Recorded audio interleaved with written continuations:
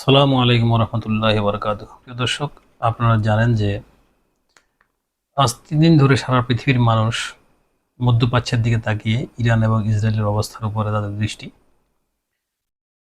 আজকে আপনাদেরকে আমি জানাবো যে কেন, কি জন্য, কি কারণে নেতানিয়াহু নিজ থেকে এই যুদ্ধটা বাজালেন। মূলত নেতানিয়াহুর পিছনে মূল উদ্দেশ্য কি, সেটার একটা সারমর্ম, যে গ্রেট লাইন, হেডলাইনটা আপনাদেরকে বলছি। গ্রেটার ইসরায়েল তৈরি করার সর্বশেষ ধাপে নেতানিয়াহু পদার্পণ করেছে এই ইরানকে আক্রমণের মধ্যে দিয়ে। এখন সারা পৃথিবীর দৃষ্টি ইরান ইসরায়েলের যুদ্ধের দিকে, কিন্তু ভিতরে মূল কাজটা সারছেন নেতানিয়াহু। সেই বিষয়ে যাওয়ার আগে আজকে ইরান এবং ইসরায়েল আক্রমণের, পাল্টাপাল্টি আক্রমণের যে সর্বশেষ অবস্থা, সেটা আপনাদেরকে একটু ব্রিফিক্স করছি।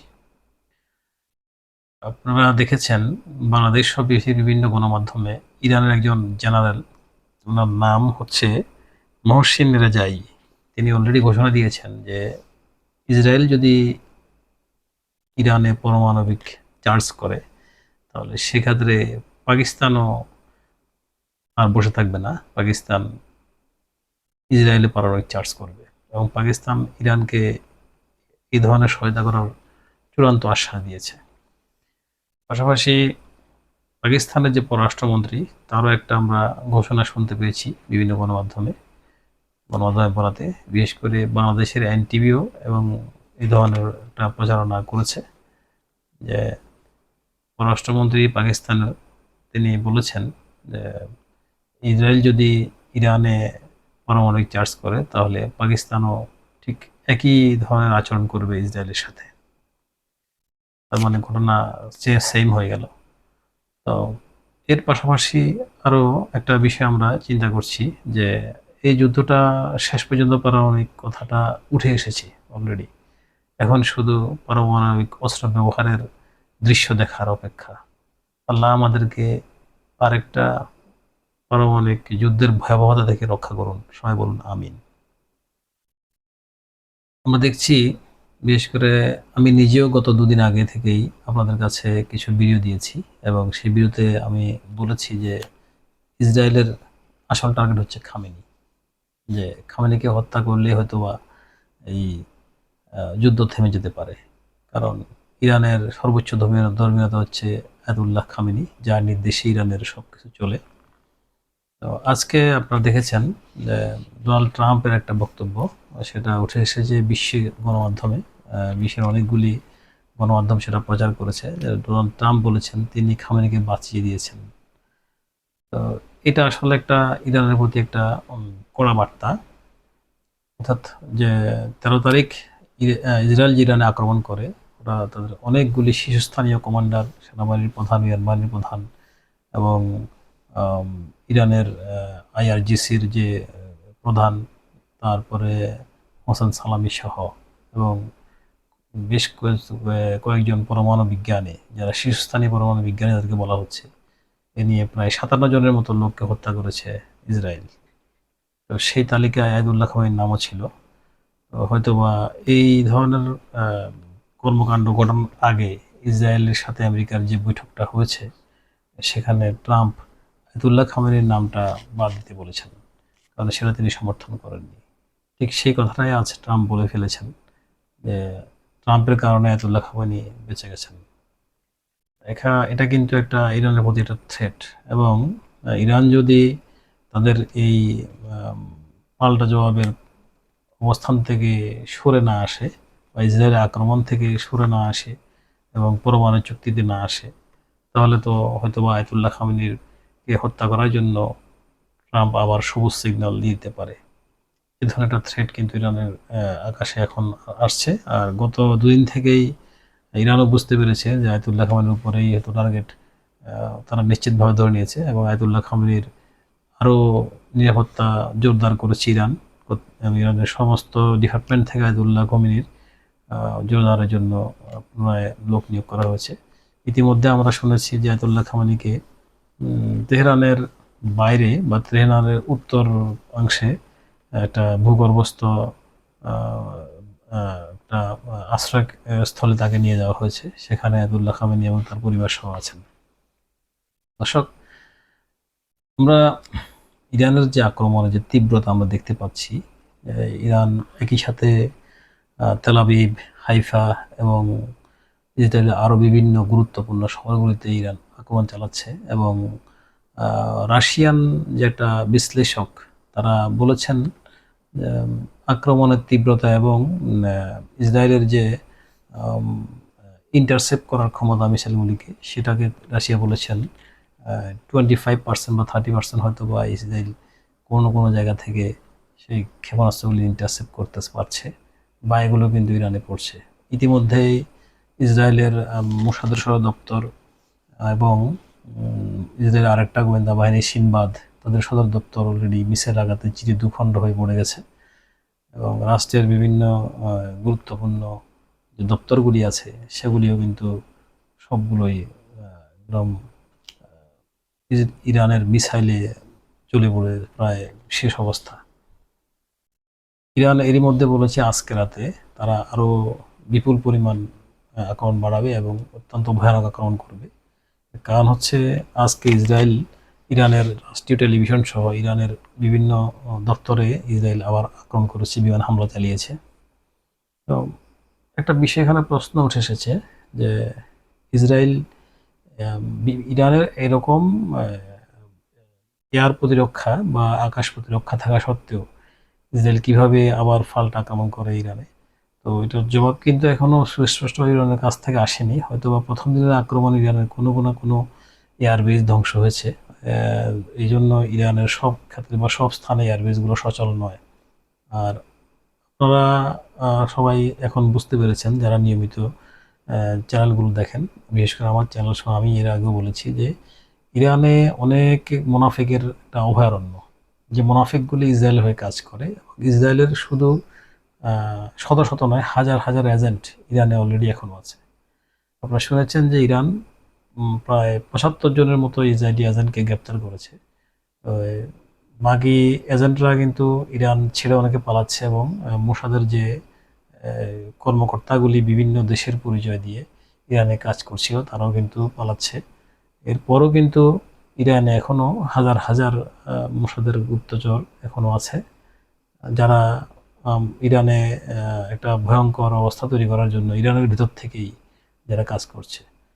মূলত এখন ইসরায়েলের এটাই হচ্ছে মূল শক্তি। বিমান দিয়ে তারা যে সমস্ত হামলাগুলি করছে, তারা সুযোগে যে ওরা ভিতর থেকে খবর নিচ্ছে যে ইরানের কোন দিকটাতে দুর্বল অবস্থা আছে, কোথায় তাদের মিসাইল ব্যবস্থা হয়তো বা অ্যাক্টিভ নয়, ঠিক ওদিক দিয়ে তারা আক্রমণ শুরু করেছে এবং বিমান তারা পরিচালনা করে নির্ভয়ে আক্রমণ করে আবার ফিরে আসতে পারছে। তো এখন সবচেয়ে ইরানের জন্য আতঙ্ক হলো তাদের ভেতরের যে কালসাপ, মোসাদের যে সমস্ত গোপন বাহিনীগুলি, এজেন্টগুলি ইরানে এখনও যারা আছে, তারা ইরানে অতর্কিতে যে কোনো একটা গণহত্যা চালাতে পারে এবং তাদের মাধ্যমে হয়তো বা খামেনির খুবই একটা খারাপ, আমি মুখে আনতে চাচ্ছি না, হয়তো বা কোনো খারাপ সংবাদ আসতেও পারে। এ ব্যাপারে ইরান যদি তাদের সর্বোচ্চ সতর্কতা অবস্থা এবং সর্বোচ্চ নিরাপত্তার ব্যবস্থা যদি ইরান করতে না পারে, এটা হবে ইরানের সবচেয়ে চরম ব্যর্থতা। ইরান এবং ইসরায়েলের যে দুপক্ষী যে যুদ্ধ, মূলত এখনো পর্যন্ত ক্ষতি কিন্তু বেশি ইরানের হয়েছে। কারণ আপনারা জানেন যে একটা রাষ্ট্রনায়কের যে মূল্য, সেটা রাষ্ট্রের সমস্ত জনগণ চাইতে হয়তো কোনো না কোনো জায়গায় কোনো অংশে অনেক বেশি থাকে। সেক্ষেত্রে সেনাবাহিনীর যে প্রধান ইসরায়েল মেরে ফেলেছে, ইরানের যে আরও আইআরজিসির প্রধান এবং ইরানের কয়েকজন পরমাণু বিজ্ঞানী, শীর্ষস্থানীয় পরমাণু বিজ্ঞানীকে মেরে ফেলেছে। এক একটা মাথার দাম কিন্তু ইরানের লক্ষ লক্ষ জনতার চাইতে অনেক বেশি। এ ধরনের কোনো প্রতিশোধ কিন্তু ইরান এখনও ইসরায়েলের বিরুদ্ধে নিতে পারেনি। ইসরায়েলের সমস্ত ব্রেনগুলি এখনও অলরেডি বহাল তবিয়তে আছে। তারা হয়তো স্থান পরিবর্তন করে বাংকারে থাকছে বা বাংকার থেকে অন্য বাংকারে যাচ্ছে। আর এটা খুব খেয়াল করবেন, ইসরায়েলের যে যুদ্ধের যে প্ল্যান, তারা আমি আসলে আপনাদেরকে এই প্ল্যান করার আগে যে কথা বলেছিলাম গ্রেটার ইসরায়েল তৈরি করা, তো সেখানেই চলে আসছি। কারণ এই প্ল্যানের সাথে গ্রেটার ইসরায়েলের একটা মিল আছে। আর বেশিরভাগ আমাদের সংবাদগুলো দীর্ঘায়িত না করে বলছি। আর একটা কথা আপনাদের আমি ভুলে যাব, সেটা এখনই বলে ফেলি। আমার চ্যানেলে আমি যে সংবাদগুলি প্রচার করি বা বিশ্লেষণ করি সেগুলি অত্যন্ত নিখুঁত এবং সত্য, এবং এটা সঠিক বিধায় আপনারা জানেন যে অ্যালগরিদম আমাদের ইউটিউব চ্যানেলের উপরে কাজ করে। এই অ্যালগরিদমগুলির পিছনে কাদের হাত তারাও জানেন। সেই যে সমস্ত রাষ্ট্রগুলি বর্তমানে এখানে যুদ্ধ পরিচালনা করছে এবং যুদ্ধে যারা লাগাচ্ছে তাদেরই হাত। তো সেক্ষেত্রে আমার চ্যানেলটা যে পরিমাণ গ্রো করার কথা সেটা আসলে করছে না। জানি না আল্লাহ কতদিন এই চ্যানেলটা রাখে, নাকি চ্যানেলটা হয়তো বা গায়েবী করে ফেলতে ইউটিউব থেকে। তো এই জন্য আপনাদের সবার সমর্থন কামনা করছি। আপনারা একটু আমাকে সমর্থন দিবেন যাতে আমাদের এই প্রচারণাগুলো আমরা চালিয়ে যেতে পারি। তো আজও হয়তো যে কথাগুলো বলছি সেটাও হয়তো তেমন বেশি প্রচার হবে না, কারণ অ্যালগরিদম যদি জ্যামিংয়ে আমাদেরকে ফেলে দেয় তাহলে আমাদের সত্য এই তথ্যগুলি এবং বিশ্লেষণগুলি জনগণের কাছে হয়তো পৌঁছবে না। তো আসলে এবার আমরা গ্রেটার ইসরায়েল নিয়ে যে কথাটা বলছিলাম, আমরা একটু সেখানে আলোকপাত করি। তো মূলত ইসরায়েলের এই গ্রেটার ইসরায়েল তৈরি করার পরিকল্পনা চলছে আরো 20 থেকে 25 বছর আগে থেকে, এবং ইরানকে যে তারা আক্রমণ করবে সেটা আজকের সিদ্ধান্ত নয়। কমপক্ষে 10 থেকে 15 বছর আগে থেকে সিদ্ধান্ত হচ্ছে ইরানকে আক্রমণ করা। ইরানকে আক্রমণ করার আগে তারা ইরাককে শেষ করেছে, ইরাকের অবস্থা খুব দুর্বিষহ করেছে। এরপরে লেবাননের অবস্থা প্রায় ইয়ে, আপনারা জানেন যে সম্প্রতিও লেবাননে আক্রমণ করেছে। এরপরে মিশরকেও তারও আগে তারা মোটামুটি একটা 6 দিনের যুদ্ধে তারা মিশরকে তারা হারিয়ে দিয়েছে, আপনারা জানেন। ফিলিস্তিনকে আস্তে আস্তে দখল করতে করতে সমস্ত ফিলিস্তিনের অবস্থা খুবই এখন ইসরায়েলের কাছে এটা কিছুই না, একটা মশা মাছির মতোই মনে করে ইসরায়েল ফিলিস্তিনকে। সম্প্রতি সিরিয়াতেও ইসরায়েলি তাণ্ডবে আপনারা জানেন যে ইসরায়েলের বিভিন্ন কারণে এই সিরিয়াও প্রায় শেষ পর্যায়ে। আর জর্ডান তারা তো আজীবনই তাদের পদলেহন করে, পা চাটে। আর তো জাস্ট আশপাশে মোটামুটি যারা আছে তারা ইসরায়েলকে তো আর মানে দমিয়ে রাখার মতো কেউ নেই। তো আছে শুধু ইরান।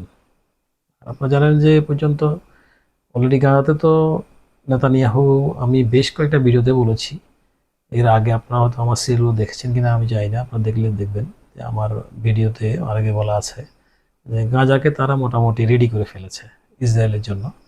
গাজাতে যে সমস্ত স্থাপনাগুলি ছিল সেগুলো সব গড়িয়ে দিয়ে সম্পূর্ণভাবে সেটাকে মরুভূমি করা তৈরি করা হয়েছে, এবং গাজার মানুষগুলোকে শুধু তারা তাড়াতে পারছে না, কারণ সবগুলোকে একসাথে মেরে ফেলার যদিও পরিকল্পনা বা তাদের ক্ষমতা থাকে, শুধু বিশ্বের জনমতের চোখ যে ইসরায়েলকে যে থুতু দিবে সেজন্য তারা একসাথে এই কাজটা করেনি। তারপরও তারা চেষ্টা করেছে যে ত্রাণের যে একটা প্ল্যান করেছে, ত্রাণকে একবার দক্ষিণ গাজা নিয়ে দেয়, সেখান থেকে আবার উত্তর গাজা নিয়ে যায়, মানে গাজার লোকগুলোকে একবার ফুটবল ফিল্ডের মতো দক্ষিণ থেকে উত্তর নিয়ে যাচ্ছে ত্রাণ দেওয়ার কথা বলে, আর উত্তর থেকে আবার দক্ষিণে যাচ্ছে, দক্ষিণ থেকে উত্তর নিয়ে যাচ্ছে, এবং নিয়ে গিয়েও ত্রাণ না দিয়ে ফিরে আসছে। ত্রাণ দরকার অন্তত 4-5 লক্ষ লোকের ত্রাণ দরকার, তারা দিচ্ছে 1000 লোককে ত্রাণ, 500 লোককে ত্রাণ, 700 লোককে ত্রাণ, তাও সেখানে আবার গোলাগুলি করছে, গুলি করে মানুষ মারছে। এটা মূলত আসলে গাজাকে খালি করার একটা তাদের প্ল্যান ছিল। তো গাজা এবং ফিলিস্তিন যে কথা বলছে এখন দাঁড়িয়ে সেটা, এবং তাদেরকে পিছন থেকে যারা সহায়তা করছে যে ইয়েমেন, লেবানন, এগুলো কিন্তু ইরানেরই একটা ফক্সি বাহিনী। জানেন ইরানের শক্তির কারণে এখনো ফিলিস্তিন এবং গাজারা কথা বলছে।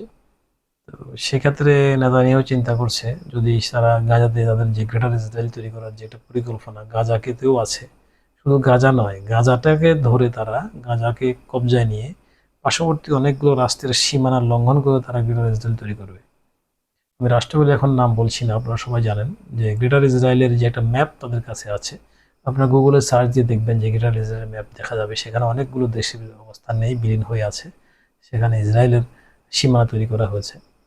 তো এরপর আসেন আমরা এবারে আর একটু ডিপে যাই, সেটা হলো আজকে যে ইরানে আক্রমণ, নেতানিয়াহু ইরানে আক্রমণ যেদিন করেছে ঠিক তারপরের দিনে তার সেনাবাহিনীকে কিন্তু ইসরায়েলের চতুর্পাশে পাঠিয়ে দিয়েছে।